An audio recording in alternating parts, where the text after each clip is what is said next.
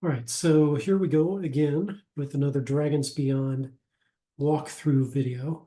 What we have here are, on this side, a number of goblins, 8 of them, plus we've got we're going to say this is a anti-hero, right? A fighting man, 4th level, that fights on the sides of chaos.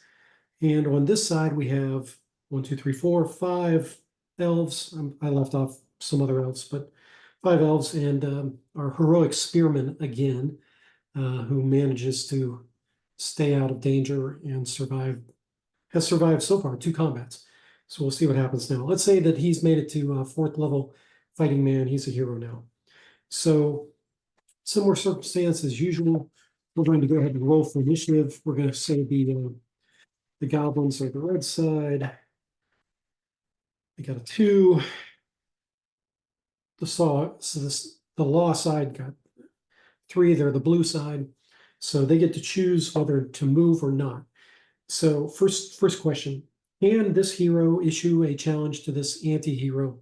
And the answer is no, because they're out of earshot right now. They're more than 90 feet away. So this guy has to move closer if he wants to issue a challenge and have it potentially accepted. So this side wants to move. They're all pretty much, I'm going to say heavy foot, with the exception of the hero who is armored foot. So they could move potentially as far as 9.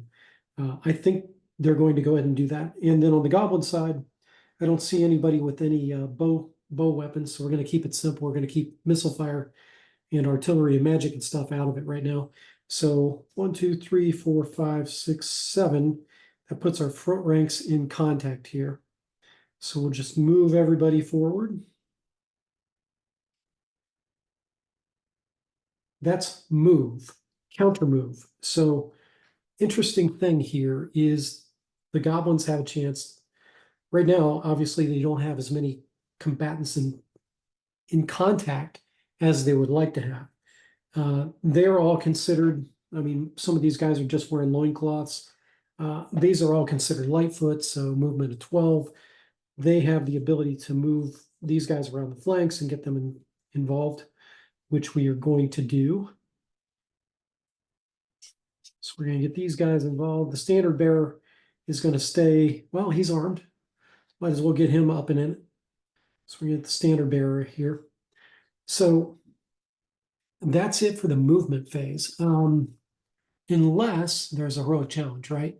So opponents issue heroic challenges as it's pretty much a declaration phase thing.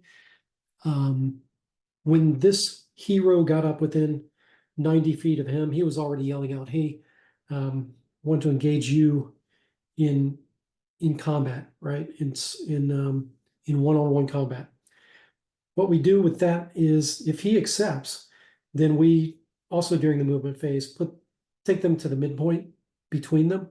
I think he started like back here, so we're going to put these guys off to the side, doing a heroic challenge over here. Okay, we'll get to that in just a minute.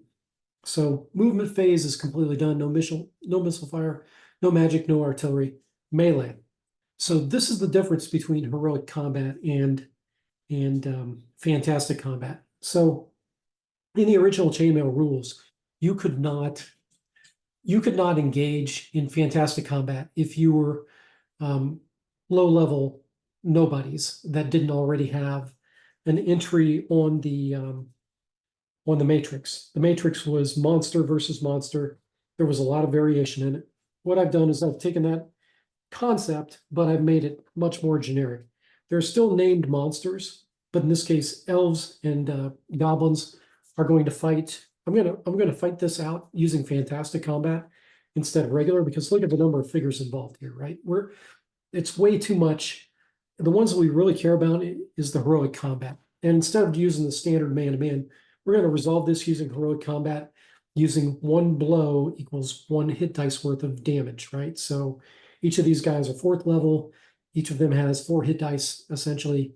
After receiving 4 blows in heroic combat, that's it, no moss, they're out of there. But in heroic combat, it's also possible to achieve a major a victory, basically push the other guy off the battlefield. He'll run away and lose the heroic challenge. So this is really what we're interested in as players and DM. This other combat over here, these are low-level scrubs. Now the goblins and elves, generally they would need a 7 to hit each other on that fantastic combat table, except for the fact that I'm going to say that this battle takes place during full daylight, and therefore the goblins need to, they're at a -1 disadvantage. They have to score an 8. If I really wanted to, I could bump the elves up one more, giving them the ability to hit on the 6. So the goblins would hit on 8 and the elves would hit on 6. But we're not going to do that. It's going to be 7 hits on 7s for the elves, hits on 8s for the my dogs. What is going on today? Hits on 8s for the goblins. So let's go into the melee phase. Let's resolve this very quickly here. I will roll each of these pairs in turn. And since these are first level fighting men, they do not have the ability to take on more than one opponent in combat. So this guy was going to receive potentially 2, potentially 3 hits, but only be able to deliver 1. So it's quite possible the goblins are going to win this despite having that disadvantage for fighting in the light. So we're going to do all of this combat is considered to be simultaneous as well. So goblin number 1, that's a hit. Goblin number 2 doesn't need, we don't even need to worry about him. Does this guy get hit back? And the answer is 6, he does not. So he's already dead. This guy doesn't get an attack. This guy will attack him. So we'll handle this attack now. 2 and a 1. That is a miss for this guy's attack. This fighting man, this elven fighting man is attacking back. That's a miss.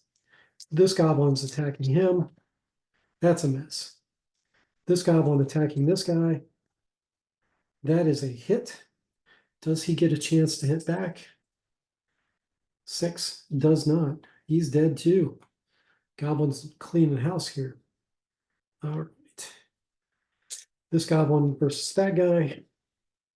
Huh, that's another hit. That's a 9. Shaking. The goblins are cleaning up here. 6. If I had given the elves the +1 advantage, they would be actually doing okay, but they are not. Okay, moving on. These goblins don't need to worry about anything. I already did the counterattacks for the ones that, oh, wait a minute.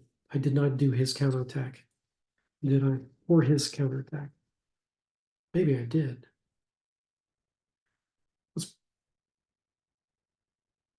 I'm going to assume that I did. You guys tell me if I'm wrong. Anyway, that's that combat. Now let's look at a hero versus an anti-hero here. So if we look at the combat table, again, they're the same level. They're basically on the 4 hit dice level, and they need a 7 to hit each other. Let's see what happens. The chaotic anti-fighter rolls a 10. Oh boy. Whereas his lawful compatriot rolls a 6 and fails to do anything. So he's got 1 hit on him. That's the end of the first round. Second round, we're going to move these guys out of the way. Let's move the bodies out of the way. Let's see who has the initiative now.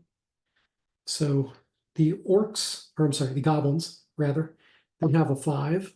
And I can't remember if the negative also applies to their initiative roll. I can't remember if it's written that all dice rolls are penalized by 1. Doesn't matter because blue rolled a 3.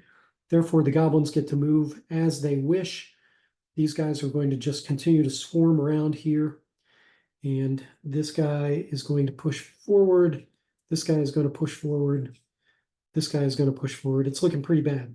And this guy is going to actually try. Potentially, he could intervene, right? He could run up here and intervene in this heroic combat. In which case, we would switch to the regular and more tedious man-to-man. So we're not going to do that right now. We might do that in a moment. 1, 2, 3, 4. He's going to be behind that guy. So I might take off his, because he's actually attacking from the rear. I'm going to give 2 of these goblins an attack without the -1 because they're offsetting it by attacking from the rear. Okay. Okay. So no missile fire again, no artillery, no magic, nothing like that. And these fantastic combat and heroic combat is resolved simultaneously. So let's see what happens first with let's see if the elves get any hits at all up here. I've got 1, 2 elves left up here. This guy scores an 8. So I'm going to say that against the standard bearer, he gets a chop in. And this guy scores a 9. So these two guys are potentially dead. Let's roll the dying attacks versus the elves. Oh, that is 11. That is definitely a hit. And that is a 4. That is not. So the standard bearer takes out this elf, no problem. This goblin is gone. That elf has had his attack. And now we've got nothing but further attacks from the ones that remain in contact. So this guy, let's take the guy that's behind him. I said it's going to be even. So he needs a 7 to hit. Does that happen? Does not. Now these need an 8 to hit. Fail and fail with a 7. Close, close. So that's all the melee that needs to be done with these guys. See how quickly this can resolve the non-essential combat. You can have a fairly large combat, not a mass combat quite, but fairly large skirmish. You can have a fairly large skirmish, not a mass combat, right? Mass combat would be if we had 10 figures on each side. So if we had a grand total of 20 figures, didn't have quite that many, but it would have been very tedious to do this using man-to-man. That's why I extended out the chainmail concept of heroic challenges and fantasy combat to be able to accommodate from hit dice 0, normal man, all the way up to 15, which is purple worm, I think, if my OD&D knowledge is correct. Anyway, that portion is taken care of. Let's see what happens here with the heroic challenge again. They're evenly matched, so 7 to hit. Blue does not hit again. Chaos achieves another hit, so that's the second hit on this guy. Let's give him another wound token. So he's taken 2 hit dice worth of hits. Essentially, he's at half strength. If this was an NPC situation, obviously there were excess casualties that could have factored in. We kept everybody in the fight, potentially even after that first round when the elves lost so many people. We could have done a morale check then to see if the rest of them wanted to run away or do something else. We're not dealing with morale rules yet. We're just trying to get the basic feel of the combat. Okay, guys, just trying to get the basic feel of the combat. Nobody's going to run away. Next round, who wins the initiative? So 3 for law and 5 for chaos. Chaos, again, even if they were penalized by 1, that would still be a 4. They would have the initiative. They choose to move. So at this point, they're all swarming this elf because they hate the elves. And it's looking pretty bleak right now for that guy.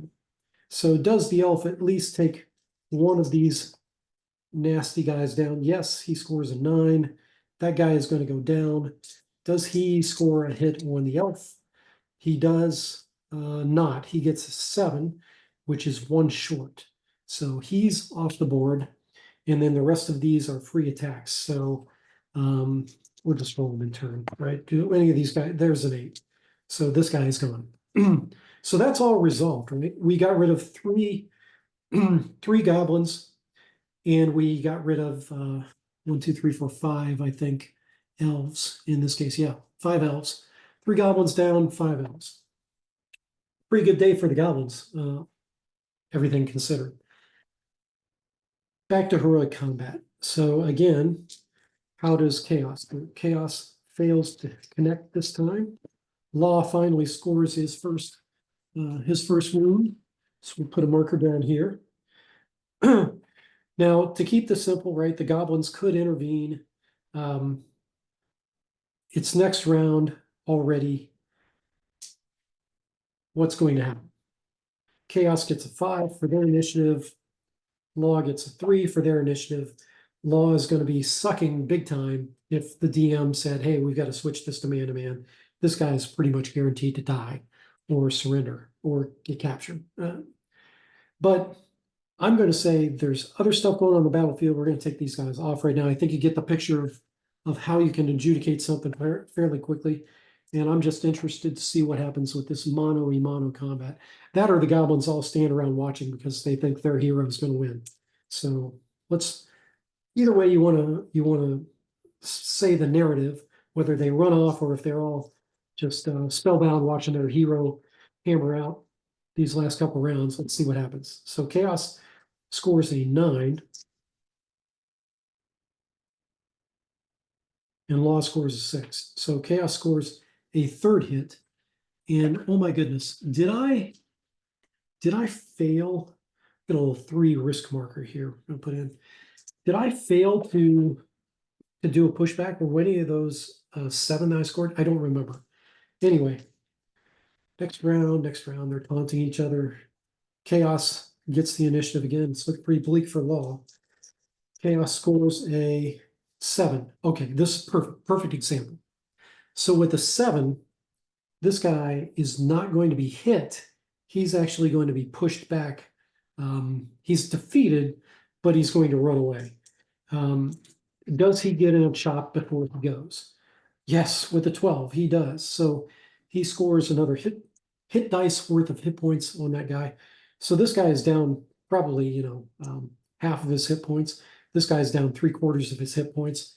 But at this point, because Chaos rolled a 7, Law must turn tail and run away, losing the heroic combat.